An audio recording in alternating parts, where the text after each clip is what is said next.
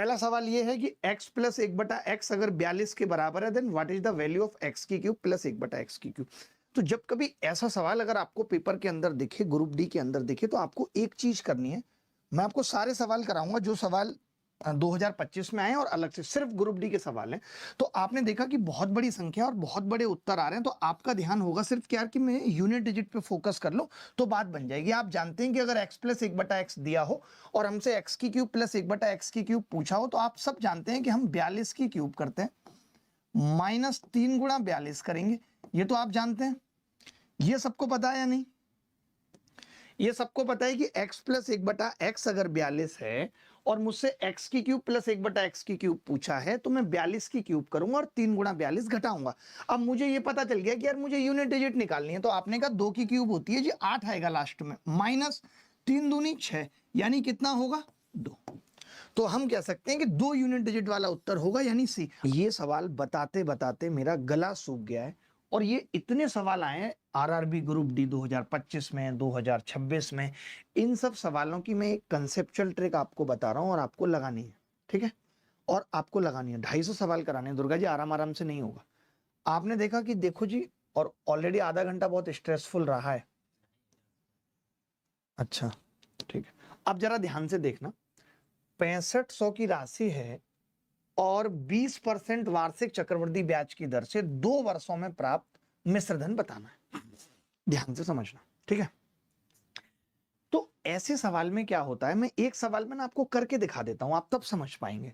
जैसे आप क्या करेंगे, पहले साल का अगर मैं आपसे ब्याज पूछूं तो आप क्या बताएंगे मुझे? तो आप कहेंगे कि मैं 6500 का 20% निकालूंगा और 20% 6500 का कितना होता है 1/5, यानी 1300 रुपए ब्याज हो जाएगी।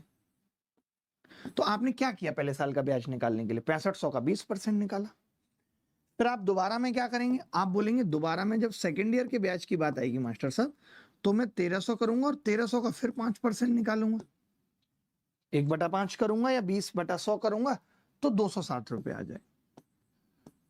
तो देखिए यहां तक आपने देखा कि जीरो थी, 2 जीरो थी, यहां तक आपने देखा 2 जीरो, लेकिन जब सेकेंड ईयर के ब्याज में तो 1 जीरो कम हो जाएगी, लेकिन अंतिम अंक क्या आएगा 0। तो मैं ये बताता हूं बच्चों को कि जब कभी ऐसा सवाल आए और यूनिट डिजिट सबका अलग अलग हो, आपको दिख रहा हो, ये तो उत्तर ही नहीं हो सकता, क्योंकि 6500 कभी 29,000 नहीं बनेगा। तो ये तो देखते ही पता चलता है, अगर उत्तर अलग अलग हो तो हम कुछ नहीं करते। जैसे मुझे पता है 2 साल का, तो आप ये यूनिट डिजिट निकाल सकते हो। कैसे? आप देखोगे कि यार 20% यानी 2 बार 1/5 करना है, 2 बार 1/5, तो आपने कहा 5 से ये 1300 बार, और फिर 1300 को 5 से काटूंगा 260, तो जो भी उत्तर हो 1/5। तो आपने कहा 5 से ये 1300 बार, और फिर 1300 को 5 से काटूंगा 260, तो जो भी उत्तर होगा वो होगा जिसके लास्ट में 0 होगी, और एक ही ऑप्शन के लास्ट में 0। आपको समय नहीं खराब करना है, ऐसे सवाल में समय नहीं खराब करना है। जैसे 2800 है, 2800 में रेट कितनी है दुर्गा जी? 10%। 10% का मतलब कितना होता है 1/10, यानी मुझे पता चल गया अगर आप 2 बार की बात कर रहे हो, 2 वर्षों की बात कर रहे हो मिश्र धन की, तो आप 2 बार 1/10 1/10 करोगे। आप जब पहली बार 1/10 करोगे 0, जब आप दूसरी बार 1/10 करोगे 0, यानी 8 वाला उत्तर होगा। अब 8 एक ही ऑप्शन में, तो हम लगा देंगे। आप बताइए, अगर आप मल्टीपल ढूंढते 11 का, या फिर आप डिजिटल सम लगाते, सब में टाइम ज्यादा लगता है नहीं? आगे बढ़ते हैं, नहीं चलता, कोई बात नहीं। एक दुकानदार वस्तु का मूल्य 5360 अंकित करता। अब देखो, आप डायरेक्ट मैं बता रहा हूं, अब मैं ना इतना लफड़ा नहीं डालूंगा, मैं डायरेक्ट करूंगा। मैंने कहा अंकित कितना किया है, आपने कहा 5360 अंकित किया है, ठीक है दुर्गा जी। 8% छूट दी तो 92% हो गई सीपी, तो 92 की वैल्यू निकालनी है मुझे। एमपी कितनी है, फायदा हुआ 34 का 134। सेम केस है दुर्गा जी यहां पे भी, कि ये 2 से ही कट रहा है, और अगर ये 2 से ही कट रहा है तो ये 0 सेफ बची रहेगी, तो उत्तर ए आ जाएगा। ऐसे सवाल आपको पेपर में एज इट इज मिलेंगे भाई, कमेंट दिखा दो मुझे। यही सवाल है, आप कह रहे हैं 25 वस्तुओं का औसत भार इतना है, तो मैं समझ गया कि इनके सम में तो 0 आ रहा है, 0 आ रहा है। फिर मैंने कहा एक बंदा और आ गया, लोग हो गए 26, 26 में मैंने कहा पहले वाले का तो 50 ही है और 0.5 और 26 को 0.5 से गुणा करूंगा 3 मतलब 3 यूनिट डिजिट वाला उत्तर हो। ये मैं कैसे बता रहा हूं, जब कभी हमसे ऐसा पूछता है तो मैं ये कहता हूं कि जो नया बंदा आया है मैं ये कह सकता हूं कि 26 का सम, समझना, 26 का सम माइनस 25 का सम। मैं जानता हूं आपको डेविएशन भी आता है, आप तुरंत बता देंगे। जैसे अब लड़कों को उत्तर पता चल गया 63, तो वो क्या कहेंगे, सर इतना क्यों बताना है, आप तो ये बताओ ना कि 0.5 बढ़ गया, 26 पे 13 बढ़ जाएगा, 50 में 13 जोड़ेंगे 63 उत्तर आ जाएगा। मैं जानता हूं you are the master of deviation, कुछ नहीं है, शिफ्टिंग है बेसिक सी। बट मैं कैसे बता रहा हूं जिससे पेपर में दिमाग में नहीं थकेगा। तो मैंने ये बात कही, ये लिखने की जरूरत नहीं है, मैं आपको समझाने के लिए लिख रहा हूं कि 26 गुणा, आपने क्या कहा कि जी 50 पे कितना बढ़ गया 0.5, 25 का सम 25 गुणा 50। अब दुर्गा जी अगर मुझे यूनिट डिजिट की कोई बात करेगा तो मुझे पता है यहाँ 0 है, इसको कोई मतलब नहीं है, यहाँ 0 है, यूनिट डिजिट का कोई मतलब नहीं है। यूनिट डिजिट इस 0.5 की गुणा जब 26 से करूंगा आधे की तो 13 आएगा, यानी 3 आएगी यूनिट डिजिट। और ये मैं ओरल बता सकता था। ऐसा सवाल तो ये मान के चलो आना ही आना है, आना ही आना है। जल्दी से करेंगे इस सवाल को खत्म। कैसे, देखो, जब कभी ऐसा सवाल आए दुर्गा जी, हम कुछ नहीं निकालेंगे, हम देखेंगे अच्छा ABCD पूछा है, अरे हटो भैंस की आंख, हम ये पकड़ लेंगे, पहले ये पकड़ लेंगे, जरूरत पड़ेगी तो ये निकालेंगे नहीं, ऑप्शन से करेंगे। तो मैंने देखा 1-3 किस ऑप्शन में, आपने कहा इसमें तो A और B का अनुपात 1-4 है, 6 चौक 24, इसमें तो 8 और 22 है, 4 और 11 है, इन दोनों में है बस। फिर मैंने कहा B और C में क्या है, आपने कहा 4-3 है, तो क्या इसमें 4-3 है, इसमें 4-3 नहीं है। आप बताओ 24 और 16 4-3 नहीं है, 8 या 24, 8 दूनी 16, 3 2 है, तो पहले वाला उत्तर है।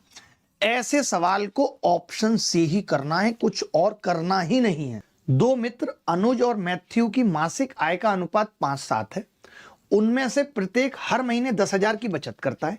यदि उनके व्यय का अनुपात 2-3 है तो अनुज की आय ज्ञात कीजिए, क्या होगी अनुज की आय।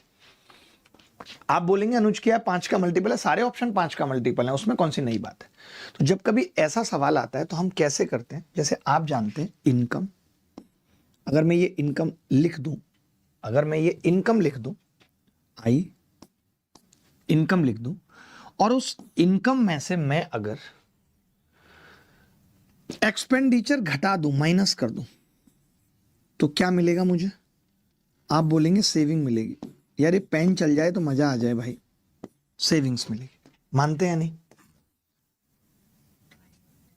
बोलो भाई, मानते हैं नहीं। तो आपने कहा हाँ मानते हैं, ऐसा नहीं है। बताओ कि पहले वाले बोर्ड में भी सेम दिक्कत थी, ठीक है, इज इट क्लियर। तो आपने कहा बिल्कुल क्लियर है, ठीक है। तो मैं ये कह रहा हूं कि जब कभी हमें इनकम का रेशियो दे तो कितना है 5 और 7, तो हमें एक्सपेंडिचर का रेशियो लिखना है, कितना है 2-3। तो आपको मालूम है कि जब आप घटाएंगे इसमें से इसको सेविंग, तो आपने यहां देखिए कि दोनों की सेविंग सेम है, तो 5 में से 2 गया, कितना आया 3 आ जाएगा। यहां 7 में से 3 गया 4। फिर आप अपना सर पकड़ लेते हैं, आप कहते हैं कि यार ऐसा कैसे हो सकता है, यहां तो 3 आ गई सेविंग, है 4 आ गई, जबकि सवाल में तो साफ कह रहा है कि दोनों बराबर बचत करते हैं। तब क्या होगा, तब हम क्या करते हैं मैं आपको बता दूं। आप ये चाहते हैं कि यहां पे जो ये 3 आ रहा है और ये जो 4 आ रहा है ये इक्वल हो, ऐसा आप चाहते हैं कि नहीं, आपने कहा चाहते हैं। तब हम ये देखते हैं कि इसका ये डिफरेंस, ये तरीका सीख लीजिए, जो कि 2 है, इसका ये डिफरेंस जो कि 1 है, इसको बराबर करना पड़ता है। ये बराबर कैसे होगा, इस रेशियो को 2 से गुणा करनी पड़ेगी।